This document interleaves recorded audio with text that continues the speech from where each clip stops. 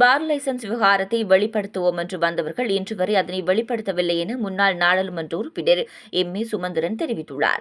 யாழ் வடமராட்சி ஊடக இல்லத்தில் நேற்று இடம்பெற்ற ஊடக சந்திப்பின் போது அவர் மேற்கண்டவாறு குறிப்பிட்டுள்ளார். மேலும் அவர் கருத்து தெரிவிக்கையில், உடுப்பட்டி மதுபான சாலை ஏன் தொடர்ந்தும் இயங்க வேண்டும் என்பது தொடர்பில் வழக்கு சாட்சியம் அளிப்பு இடம்பெற்று வருகிறது. நாட்டிலே அதிகரித்து மதுபான சாலைகள் தொடர்பில் பல பிரச்சினைகள் எழுந்துள்ளது.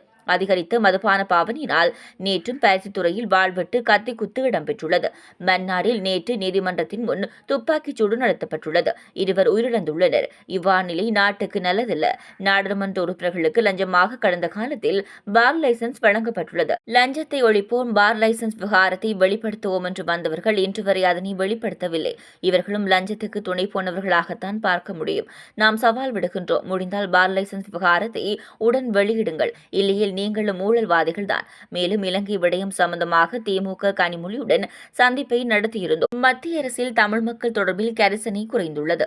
இலங்கை தமிழர்கள் தேர்வு விடயத்தில் புதிய அரசியலமைப்பு உருவாக்கத்துக்கு 3 ஆண்டுகள் தேவை என்று கூறுகிறது. அவ்வாறு தேவையில்லை.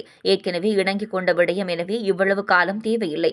காலத்தை இழுத்தடிப்பது, அதை இல்லாமல் செய்வதற்கான ஒரு திட்டம். தமிழரசு தலைமை தொடர்பில் புதிய அரசியல் அமைப்பு தொடர்பில் கஜேந்திரகுமார் பொன்னம்பலம், ஸ்ரீதரன், செல்வம் அடைக்கலநாதன் பேசி வருகின்ற விடயம் மற்றும் நீதிமன்ற வழக்குகள் தொடர்பில் எதிர்வரும் 18ஆம் தேதி மத்திய குழு கூட்டத்தில் பேசி முடிவெடுப்போம் என்றார்.